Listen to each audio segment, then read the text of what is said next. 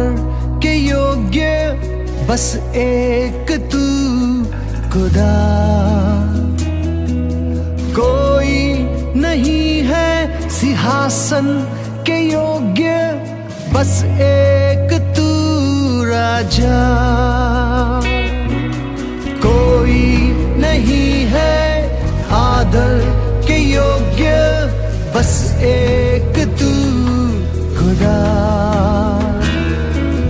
कोई नहीं है सिंहासन के योग्य बस एक तू राजा। सारा आदर सारी महिमा तुझको मिले यीशु। सारा आदर सारी महिमा तुझको मिले यीशु।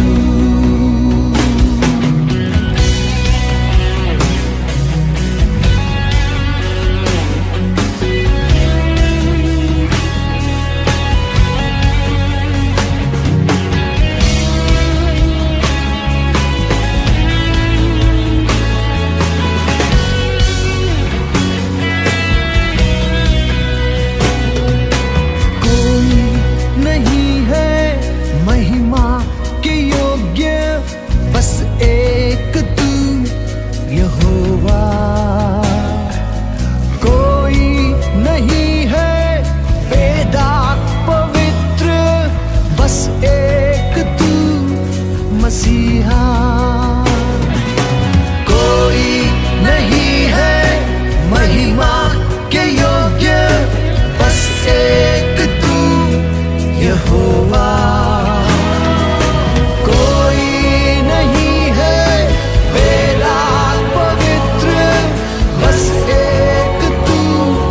मसीहा सारा आदर सारी महिमा तुझको मिले यीशु। सारा आदर सारी महिमा तुझको मिले यीशु। नाम यीशु का ऊंचा, नाम यीशु का ऊंचा, नाम यीशु का ऊंचा, नाम यीशु। नाम यीशु का ऊंचा, नाम यीशु का ऊंचा,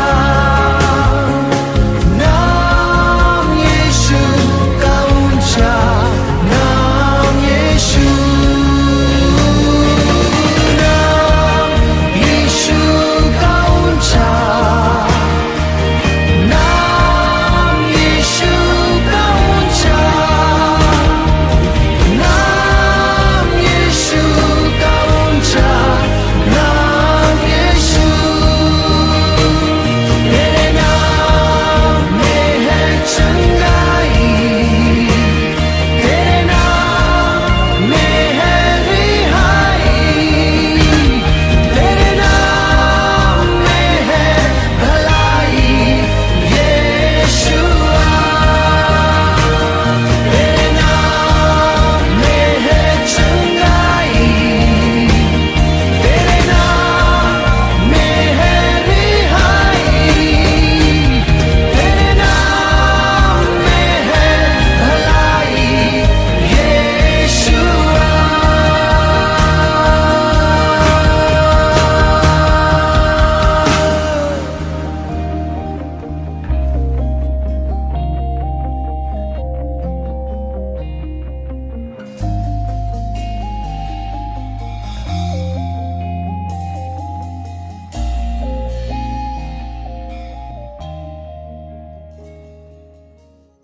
जल्द आने वाले यीशु मसीह के नाम से आप सबको मेरा प्रेम भरा नमस्कार। आज सुबह प्रभु के वचन के साथ आपके बीच उपस्थित होने के लिए महान परमेश्वर ने ये मौका दिया, उसके लिए मैं प्रभु का धन्यवाद करता हूँ। यूनियन चर्च उधमपुर के सभी विश्वासीगण, खासकर बिशप साहब और उनका परिवार, उन सबको मैं अपना सलाम देता हूँ। प्रभु आप सबको बहुत आशीष देने पाए। इन मुश्किल के दिनों में परमेश्वर हमें चला रहा है, हमें बढ़ा रहा है। एक दूसरे के लिए हम प्रार्थना करते रहें, एक दूसरे को उत्साहित करते रहें कि जो उत्तरदायित्व परमेश्वर ने हमें सौंपा है उस पर से कभी भी हम हटने ना हो पाए और प्रभु की इच्छा को पूरा करते हुए आगे बढ़ते चले जाएं। इस सुबह के लिए मैं प्रभु का धन्यवाद करता हूं। हर एक नई सुबह हमें याद दिलाता है कि परमेश्वर विश्वास योग्य है और एक और मौका मिला है उसकी विश्वास योग्यता को जांचने का, उसको देखने का और प्रभु के काम को और करने का एक और मौका हमें प्रभु ने दिया है। तो उसी में हम बढ़ते जाएं, उसी बातों में हम प्रभु की महिमा करते रहें, ये मेरी प्रार्थना है। आज सुबह जल्दी से प्रभु के वचन में से कुछ बातों को हम सीखेंगे और प्रभु के नाम की हम महिमा अपने जीवनों के द्वारा करने पाएं। मेरा विश्वास है, मेरी यही प्रार्थना है कि आप सब लोग सुरक्षित हैं और प्रभु आपको अच्छे से चला रहा है और इन दिनों में और भी हम प्रभु के काम को देख सकें। इन दिनों में हम और भी प्रभु की बातों को सीखते हुए आगे बढ़ते चले जाएं। ये जो लॉकडाउन का समय रहा है, इसमें हम विभिन्न अनुभवों से होकर गुजरे हैं। हमने बहुत सारी बातों को सीखा है, समझा है, क्या जरूरी है, क्या जरूरी नहीं है, उन सब बातों से अभी हम होकर गुजर चुके हैं। लेकिन इस समयों में हम जरूर अपने प्रार्थना जीवन में आगे बढ़े हैं, वचन के अध्ययन में आगे बढ़े हैं। तो ये एक अच्छा समय रहा है जहां हम प्रभु के करीब आ सके हैं। उसी बातों को मद्देनजर रखते हुए आज हम बाइबल में से हन्ना की प्रार्थना को देखेंगे, जो पहला शमूएल पहले अध्याय उसके 1 से लेकर 28वीं आयत तक हम उसको देख सकते हैं। पहला शमूएल उसका पहला अध्याय उसका 1 से लेकर 28 में हम हन्ना की प्रार्थना को आज देखेंगे। आज अगर हम अपने प्रार्थना जीवन को देखें तो मुझे एक कहानी याद आती है एक छोटे बच्चे की, जो एक साइकिल के लिए प्रार्थना कर रहा था। उसकी बड़ी इच्छा थी कि उसके पास एक साइकिल हो। तो उसने अपने माता पिता, अपने दादा दादी की प्रार्थना को सुना और उसने परमेश्वर से प्रार्थना की, हे परमेश्वर, मेरे को एक साइकिल की जरूरत है। अगर आपकी इच्छा है और आपकी महिमा होने पाए, मुझे एक साइकिल दें। आपके नाम को ऊंचा उठाता हूं, यीशु के नाम से मांगता हूं, सुन और ग्रहण कर पिता, आमीन। उसने इस प्रकार प्रार्थना की और अगले दिन सुबह जब उठा उसे कोई साइकिल नहीं दिखी। बड़ा दुखी हुआ। उसने टीवी लगाया। उसने टीवी में देखा अलग अलग प्रकार के लोग प्रार्थना सिखा रहे हैं, वचन सिखा रहे हैं। उसमें से एक प्रार्थना उसको बड़ी अच्छी लगी और उसने उस प्रार्थना को किया। अपने कमरे में बैठा उसने प्रार्थना की, हे प्रभु यीशु, मुझे एक नीली साइकिल की जरूरत है। उसके मैं विश्वास के साथ उसे अपने विश्वास की आंखों से देखता हूं, उसको मैं मांग लेता हूं, उसको अपने जीवन में मैं महसूस कर रहा हूं। और प्रभु जी, कल सुबह ठीक 6 बजे मेरे आंगन में वो साइकिल होने पाए, यीशु के नाम से, आमीन। ये प्रार्थना करके वो सो गया। अगले दिन सुबह उठा और जब वो आंगन में गया तो वहां साइकिल नहीं थी। बड़ा मायूस हो गया, बहुत दुखी हो गया, बहुत परेशान हो गया। ऐसा करते गए वो जब परेशान होकर घर में घूम रहा था, उसको मरियम माता की एक मूर्ति दिखाई दी। यीशु की जो माता मरियम है उसकी एक मूर्ति दिखाई दी। वो अपने आंगन में गया और एक गड्ढा खोदा उसने और उस गड्ढे के अंदर मरियम, जो माता मरियम है, उसकी जो मूर्ति को छुपा दिया, गाड़ दिया और मिट्टी लगा के वो अपने कमरे में वापस आकर बैठ गया। और उसने फिर प्रार्थना किया। उसने बोला, हे प्रभु यीशु, अगर आपको अपनी मम्मी चाहिए तो मुझे नीली साइकिल दे दो। क्या हमारा प्रार्थना जीवन इस प्रकार का हो गया है जहां पर हम परमेश्वर को धमकियां देते हैं, जहां पर हम परमेश्वर को चुनौतियां देते हैं, जहां पर हम परमेश्वर को अलग अलग प्रकार से जो है ब्लैकमेल करने की कोशिश करते हैं? नहीं, हमारा प्रार्थना जीवन ऐसा नहीं होना चाहिए। अगर परमेश्वर को परखने का एक जरिया हमें दिया गया है या एक मौका जो प्रभु के वचन में हमें दिया गया है, वो केवल और केवल उस बात का है जिस बात को आपने पिछले हफ्ते पास्टर जोसन जी के द्वारा सीखा था, दशवांश के बारे में, ऑफरिंग्स के बारे में। केवल उसी बात पे हम परमेश्वर को परख सकते हैं और किसी भी बात पर हम परख नहीं सकते। मलाकी उसका 3 उसका 1 से लेकर 10 तक हम देख सकते हैं कि परमेश्वर को परखो, उसके भवन में, उसके भवन के अंदर सारा दशवांश, सारी भेंट लेकर आओ और देखो मैं कैसे तुम्हें आशीष नहीं देता।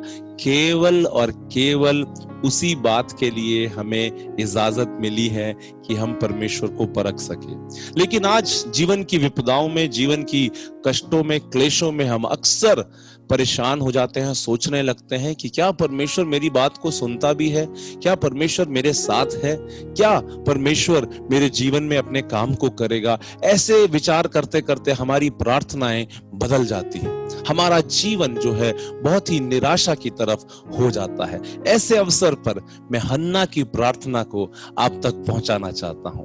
एक ऐसे अवसर पर हन्ना ने किस प्रकार प्रार्थना की, किस प्रकार उसकी आशा थी, किस प्रकार उसका सोच था, उस बात को हम जो है हन्ना के जीवन में से देखेंगे। पहला आयत जो है, पहली जो 3 आयतें हैं वो बताती हैं कि एफ्राइम के पहाड़ी देश के रामतेम सोपीम नाम नगर का निवासी एल्काना नाम का एक पुरुष था।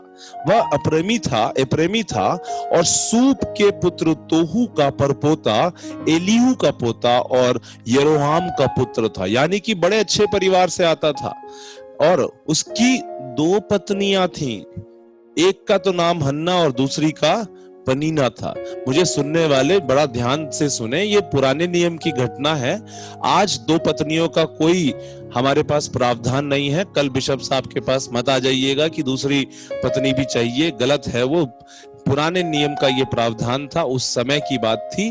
तो उस बात में हम देखते हैं कि पनीना के तो बालक हुए, परंतु हन्ना का कोई बालक नहीं हुआ। ध्यान से सुनिए, पनीना के तो बालक हुए और हन्ना का कोई बालक ना हुआ। आज हमारे समाज में जिस स्त्री के बच्चे नहीं होते, जिस परिवार में संतान नहीं होती, उस परिवार को हम बहुत ही अलग नजर से देखते हैं। वो वैसे ही दुखी होते हैं और लोग जो है उनसे जाके बातें कर करके उन्हें और भी परेशान कर देते हैं। और एक ऐसी ही अवस्था जो है इस परिवार में भी हो रही थी। तीसरा आयत बताता है, वह पुरुष प्रति वर्ष अपने नगर से सेनाओं के यहोवा को दंडवत करने और मेलबलि चढ़ाने के लिए शीलो में जाता था, और वहां होपनी और पिनहास नाम एली के दोनों पुत्र रहते थे जो यहोवा के याजक थे।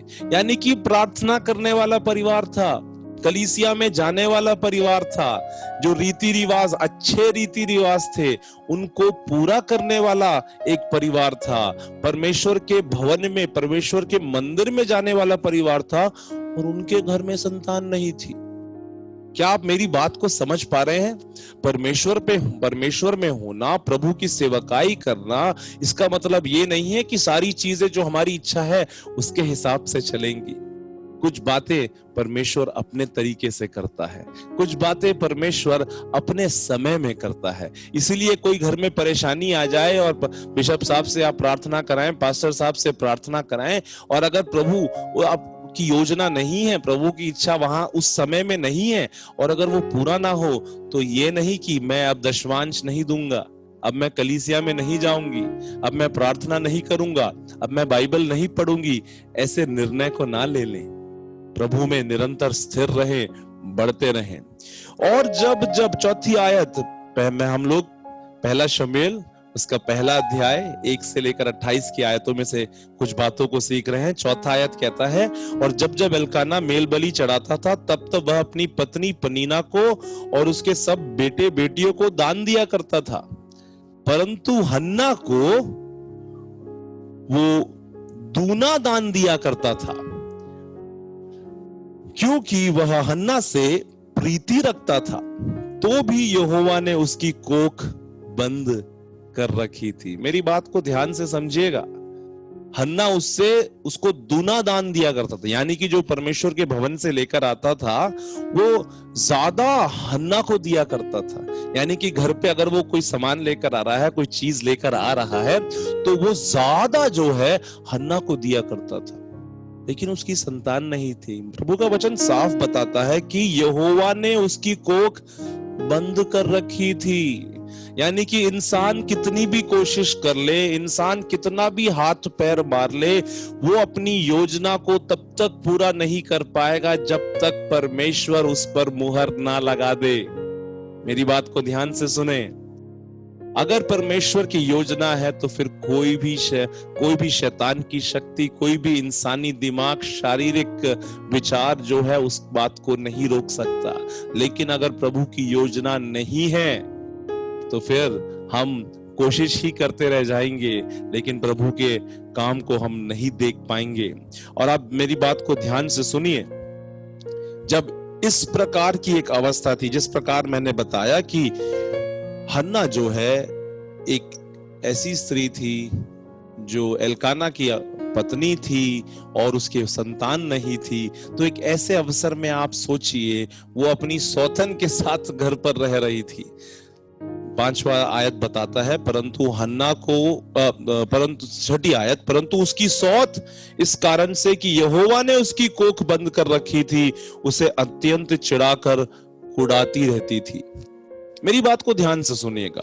कभी आपने सोचा होगा कि यहोवा ने कोख बंद कर रखी थी? अरे मैंने तो सोचा था कि परमेश्वर आशीष देने वाला परमेश्वर है, मैंने तो सोचा था कि परमेश्वर मेरी जरूरतों को पूरा करने वाला परमेश्वर है, लेकिन यहां पर तो यहोवा ने कोख बंद कर रखी है।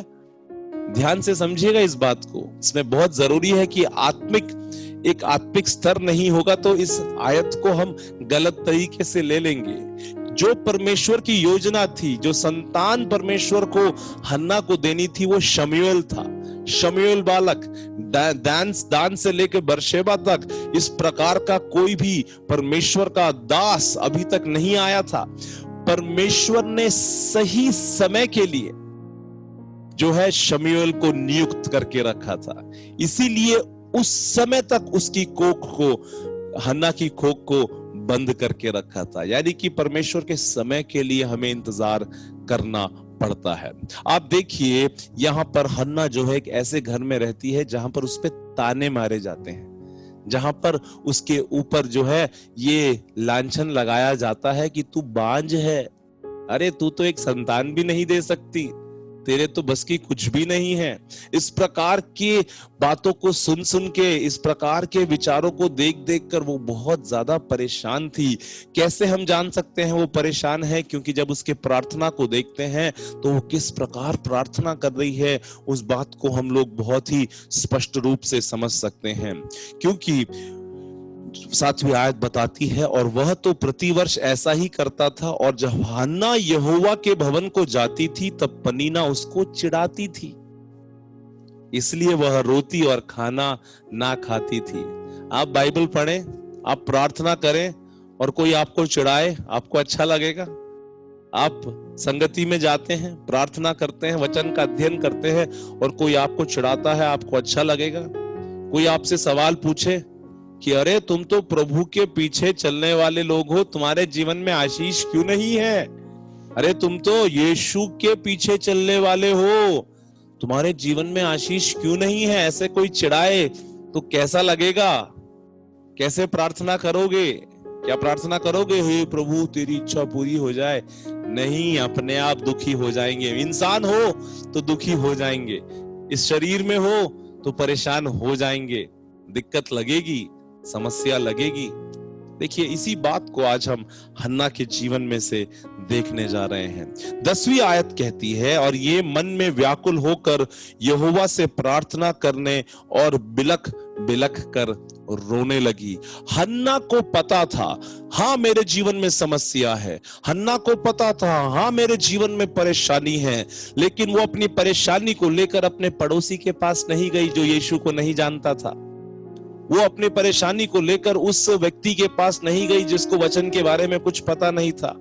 वो अपने परेशानी को लेकर किसी मूर्ति के सामने नहीं बैठ गई, वो अपने परेशानी को लेकर किसी बाबा के पास नहीं चली गई, लेकिन वो अपनी परेशानी ठीक परमेश्वर की उपस्थिति में लेकर आई।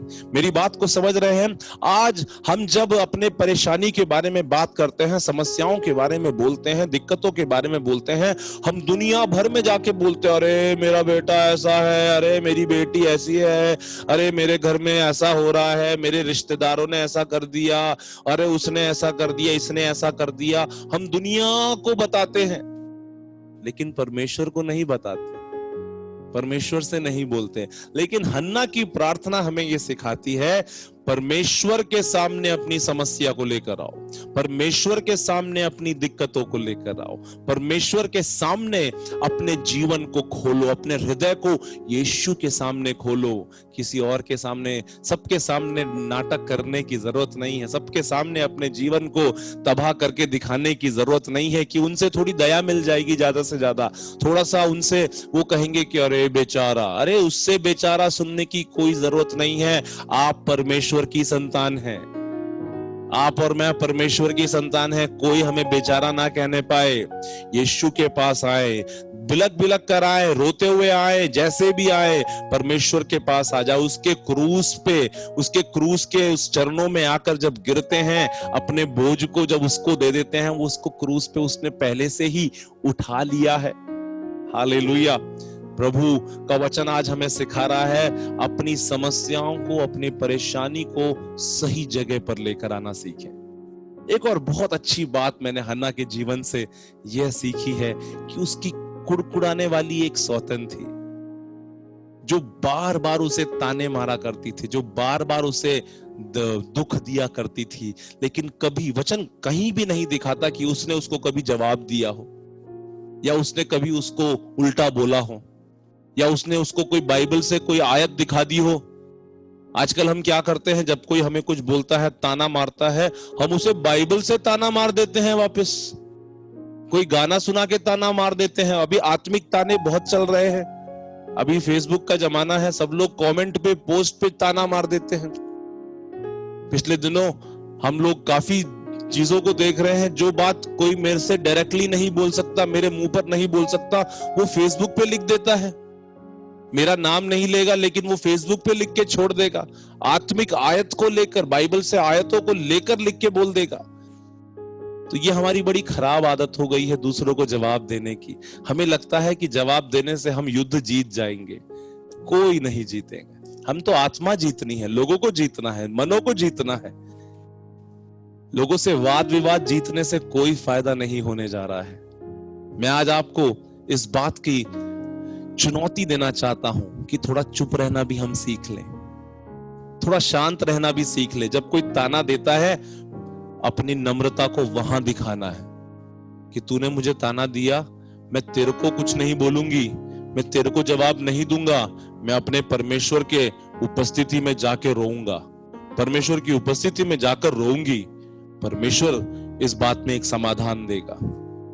हन्ना ने चुप रहना सीखा। एक अनुग्रह होता है चुप रहना, ये एक बहुत बड़ा अनुग्रह है चुप रहना। उससे बड़े परिवार में बड़े बड़े क्लेश, बड़े बड़े संकट थम जाते हैं अगर हम चुप रहना सीख जाएं। हमें लगता है जवाब दे दिया तो हर कोई चीज समाप्त हो जाती है, नहीं, चुप रहना भी एक बहुत ही महत्वपूर्ण बात है। और हन्ना ने वो किया और परमेश्वर उसको देखता है। परमेश्वर जरूर उसको देखता है कि किस प्रकार हन्ना जो है शांत रही, और उसने अपने जीवन में इस बात का इंतजार किया कि जो परमेश्वर ने कोख बंद की थी वो परमेश्वर ही खोल सकता है। हालेलुया। प्रभु का वचन स्पष्ट है, बताता है कि परमेश्वर ने उसकी कोख, 5वीं 6ठी आयत में परमेश्वर ने उसकी कोख बंद की थी। इसीलिए जो बंद करता है खोलना भी उसी को पड़ेगा। इसलिए वो प्रभु के समय का इंतजार कर रही थी। प्रभु के सही समय का इंतजार करना थोड़ा मुश्किल काम होता है।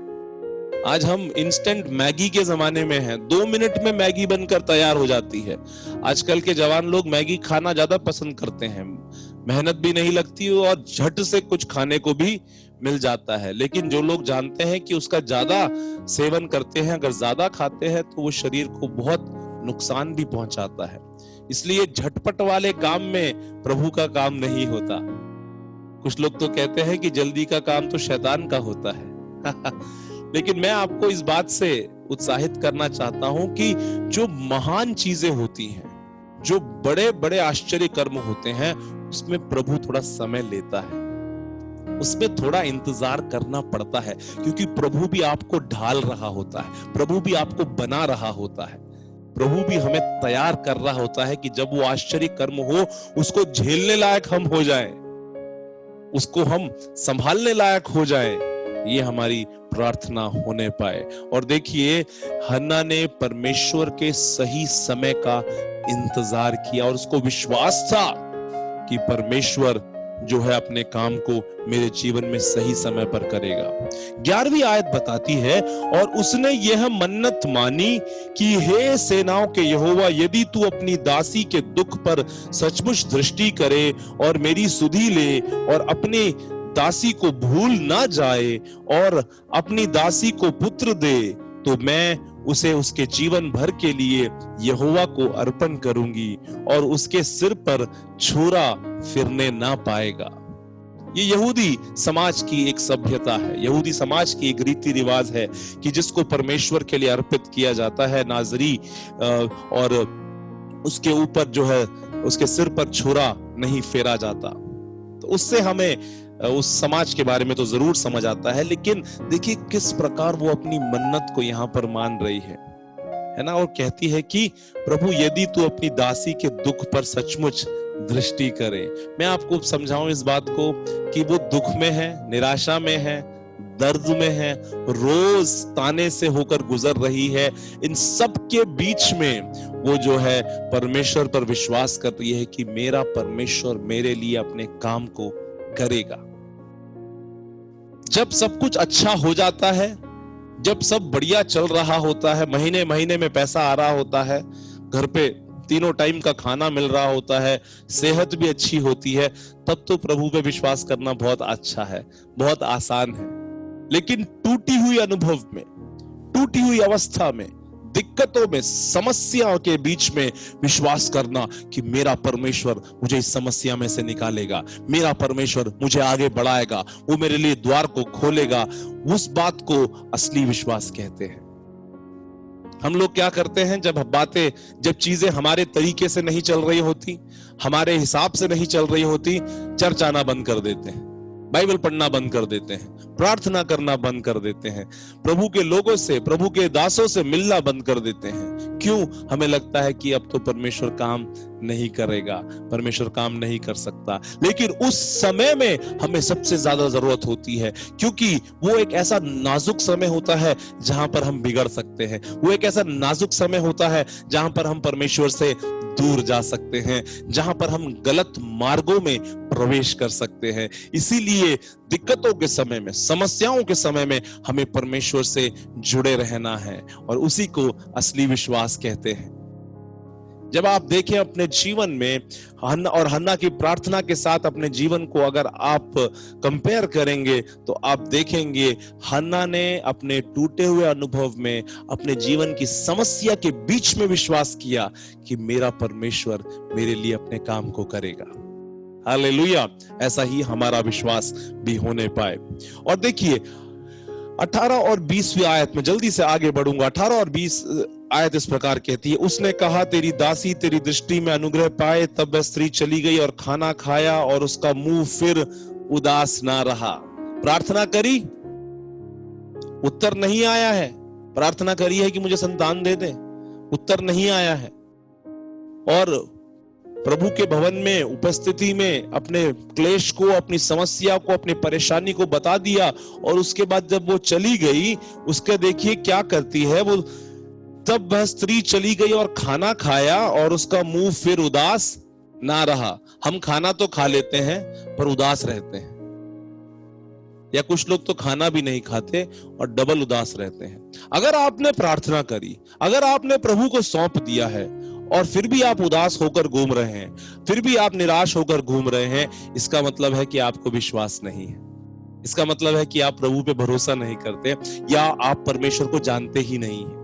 शायद बुरा लगा होगा मैंने ऐसा बोला आपको, बड़ी नम्रता के साथ फिर से बोलना चाहूंगा, अगर प्रार्थना के बावजूद परमेश्वर के उपस्थिति में अपने क्लेशों को, समस्याओं को बताने के बाद भी हम निराश होकर घूमते हैं, तो फिर हमारा विश्वास परमेश्वर पर नहीं है, हम परमेश्वर पे भरोसा नहीं कर रहे हैं। इसको परखने की जरूरत है, जांचने की जरूरत है। यहां पर हन्ना ने प्रार्थना करी और उसके बाद वो खुशी खुशी अपने जीवन को आगे बिता रही, क्योंकि उसे भरोसा है कि जिससे मैंने प्रार्थना की है वो अपने सही समय पर मुझे जवाब देगा। और इस विश्वास के साथ वो आगे बढ़ती है, इस विश्वास के साथ वो अपने जीवन को बिता रही है। हमारे साथ भी ऐसा ही होना चाहिए कि हम जब प्रार्थना करते हैं विश्वास के साथ, हमारा अगला कदम भी विश्वास दिखाना चाहिए, अगले कदम में भी विश्वास झलकना चाहिए। तब हम देख पाएंगे कि किस प्रकार परमेश्वर अपने सही समय पर अपने काम को करेगा, और ये गवाही दूसरों के सामने एक गवाही बन जाती है कि किस प्रकार देखो ये परमेश्वर के पीछे चलने वाला व्यक्ति है। 24 और 28वीं आयतों में जल्दी से हम आगे देखेंगे। जब उसने उसका दूध छुड़ाया, यानी कि संतान प्राप्ति हो गई है, तब वह उसको संग ले गई और 3 बछड़े और एपा भर आटा और कुप्पी भर दाखमधु भी ले गई, और उस लड़के को शीलो में यहोवा के भवन में पहुंचा दिया। उस समय वह लड़का ही था। मेरी बात को ध्यान से सुने, परमेश्वर विश्वास योग्य था। परमेश्वर ने अपने सही समय पर उनको एक संतान दी। हन्ना को शमूएल बालक दिया, लेकिन अब बारी थी हन्ना की कि क्या वो विश्वास योग्य है या नहीं। आपको याद होगा जो हमने वचन पहले पढ़ा था कि उसने मन्नत मांगी थी कि हे प्रभु, अगर तू मुझे अपनी एक संतान देता है तो मैं तेरे भवन की, तेरी सेवा के लिए उसको अर्पण करूंगी। हमारी मन्नतें कैसी होती है कि अगर प्रभु ये इच्छा मेरी पूरी कर दोगे, ये चीज दे दोगे, वो चीज कर दोगे, तो मैं 10 रुपए का नोट ऑफरिंग बॉक्स में डाल दूंगा, तो मैं बाइबल पढ़ने लगूंगी, या एक बार प्रार्थना करूंगा। ऐसी मन्नतें हमारी होती हैं। लेकिन हन्ना ने क्या कहा, वायदा किया, अगर तू मेरे जीवन में एक संतान को देगा तो मैं उस संतान को तेरी सेवा के लिए अर्पण करूंगी। वायदा तो कर दिया, अब वायदे को पूरा भी तो करना है। लेकिन अक्सर हम लोग वायदे तो कर देते हैं, आशीष तो प्राप्त कर लेते हैं, लेकिन वायदे को, हमारा जो भाग होता है उसको पूरा करना भूल जाते हैं। लेकिन हन्ना की प्रार्थना में वो कैसे अपने प्रार्थना जीवन में, अपनी सेवकाई में आगे बढ़ती है कि जब वो बालक, देखिए सिर्फ दूध, उसका दूध ना छुड़ाए, जब दूध सिर्फ छोड़ा ही था, यानी कि बहुत ही छोटा बालक रहा होगा, उसी समय उसको प्रभु के भवन में जाके अर्पण करती है कि अब ये प्रभु की सेवा के लिए तैयार होगा। अक्सर हम लोग आशीष प्राप्त कर लेते हैं, लेकिन प्रभु के वायदे को, जो प्रभु से हमने वायदा किया होता है, उसको पूरा करना भूल जाते हैं। मेरी प्रार्थना है कि आज पवित्र आत्मा आपको याद दिलाए जो जो वायदे आपने परमेश्वर से किए हैं, कि अगर प्रभु ये हो जाए, वो हो जाए, तो मैं तुझ में बढ़ूंगी, मैं तुझ में बढ़ूंगा, मैं ये करूंगा, वो करूंगा। उनको याद करें और प्रभु की महिमा के लिए उनको पूरा करें, उन्हें आगे बढ़ जाएं। उसमें आप लोग जरूर आगे बढ़ने पाए। आगे देखिए प्रभु के वचन को मैं यहीं पर जल्दी समाप्त करना चाहूंगा कि 26वीं आयत, तब हन्ना ने कहा, हे मेरे प्रभु, तेरे जीवन की शपथ, हे मेरे प्रभु, मैं वही स्त्री हूं जो तेरे पास यहीं खड़ी होकर यहोवा से प्रार्थना करती थी। ये वही बालक है जिसके लिए मैंने प्रार्थना की थी और यहोवा ने मुझे मुंह मांगा वर दिया है। प्रभु के समय का इंतजार करना पड़ा। मुंह मांगा वर मिलेगा, लेकिन प्रभु की योजना में मिलेगा, प्रभु के समय में मिलेगा। हम परमेश्वर को नहीं चलाते, परमेश्वर मुझे चलाता है। हालेलुया। हम परमेश्वर को नहीं चलाते, परमेश्वर मुझे चलाता है। 28वीं आयत, इसलिए मैं भी उस यहोवा को अर्पण कर देती हूं कि यह अपने जीवन भर यहोवा ही का बना रहे। तब उसने वही यहोवा को दंडवत किया, आशीष को प्राप्त किया और निरंतर जो है वो प्रभु में बढ़ती चली गई। निरंतर वो प्रभु को दंडवत करती रही। आगे जो दूसरे अध्याय में वचन बताता है, पहली आयत शमूएल का, पहला शमूएल 2 उसका 1, और हन्ना ने प्रार्थना करके कहा, मेरा मन यहोवा के कारण मगन है, मेरा सींग यहोवा के कारण ऊंचा हुआ है, मेरा मुंह मेरे शत्रुओं के विरुद्ध खुल गया, क्योंकि मैं तेरे किए हुए उद्धार से आनंदित हूं। यहोवा के तुल्य कोई पवित्र नहीं, क्योंकि तुझको छोड़ और कोई है ही नहीं, और हमारे परमेश्वर के समान कोई चट्टान नहीं है। मेरे प्रियजनों, परेशानियां, क्लेश, समस्याएं हमारे जीवन में आ सकती हैं, लेकिन हमारा आखिरी जो चैप्टर है वो क्लेश नहीं होगा, वो समस्याएं नहीं लिखेंगी। हम अपने दर्द और अपने समस्याओं से नहीं जाने जाएंगे, हम उस छुटकारे से जाने जाएंगे जो परमेश्वर हमें देता है। हम उस आनंद से जाने जाएंगे जो परमेश्वर के आश्चर्य कर्मों के द्वारा हम अपने जीवन में महसूस करते हैं, और निरंतर प्रभु की स्तुति करते रहे। आज मैं आपको यही चुनौती, यही दिलासा देना चाहता हूं कि क्या आपका भरोसा परमेश्वर पर है या नहीं। समस्याएं बहुत विपरीत है, जो अवस्थाएं हैं, जो समय है, बहुत विपरीत है, लेकिन क्या हमारा भरोसा परमेश्वर पर है या नहीं? क्योंकि ऐसी विपरीत अवस्थाओं में हम परमेश्वर के काम को देखेंगे अगर हम सचमुच विश्वास करते हैं, अगर हम सचमुच उसकी बातों को मानते हैं, तो हम उसके महान कार्य को अपने जीवन में देखने पाएंगे।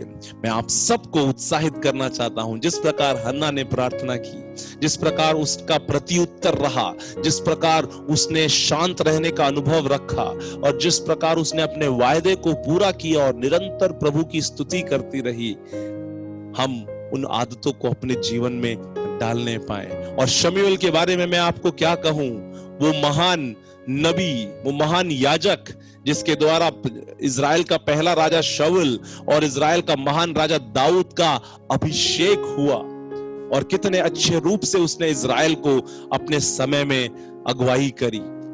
एक माता की प्रार्थना के कारण, एक स्त्री के आंसू जब सही जगह पर गिरते हैं, परमेश्वर अपने काम को करने लगता है। मैं आप सबको चुनौती देता हूं, आपके प्रार्थना जीवन के बारे में, आपकी समझ जो है परमेश्वर के प्रति, उसके बारे में, क्या आपका भरोसा परमेश्वर पर है? प्रभु आपको आशीष दे। आइए आंखें बंद करेंगे, हम प्रार्थना करेंगे। परमेश्वर पिता, आपके पुत्र यीशु के नाम से आपके चरणों में आते हैं। इस समय के लिए हम धन्यवाद करते हैं प्रभु जी। प्रभु, अपने आप को तेरे हाथों में समर्पित करते हैं और हम प्रार्थना करते हैं प्रभु कि आज शाम जो हमने बात को सीखा है, प्रभु आज के इस दिन में जो हमने बात को सीखा है, उसमें प्रभु आपकी महिमा अपने जीवनों में हम देखने पाए, हम अपने प्रार्थना जीवन को परखने पाए, अपने आत्मिक जीवन को परखने पाए। प्रभु, निराशाओं में, समस्याओं में, क्लेशों में प्रभु हम आपसे दूर ना हो जाएं, लेकिन उस समय में भी हम आपसे आश्चर्य कर्म की एक अपेक्षा को रखे रहे। हमारी सहायता करके प्रभु, हमारा भरोसा केवल आप पर, और प्रभु हमारा प्रार्थना जीवन, हमारे आगे की बातें, हमारे जीवन की सोच विचार, हमारे एक एक कदम प्रभु उस विश्वास को झलकाने वाले होने पाए। प्रभु, इस समय के लिए धन्यवाद करते हैं यूनियन चर्च के सभी परिवारों को, बिशप साहब और उनके परिवार को, और प्रभु सभी अगुवों को आपके हाथों में समर्पित करते हैं। आप उन्हें आगे बढ़ाएं, आपके नाम की महिमा होने पाए। सारा आदर, सारी महिमा आपको देते हैं, आपके पुत्र यीशु के नाम से मांगते हैं। सुनो और ग्रहण कर पिता। आमीन, आमीन, आमीन। प्रभु आप सबको आशीष दे। सबको जय मसीह की।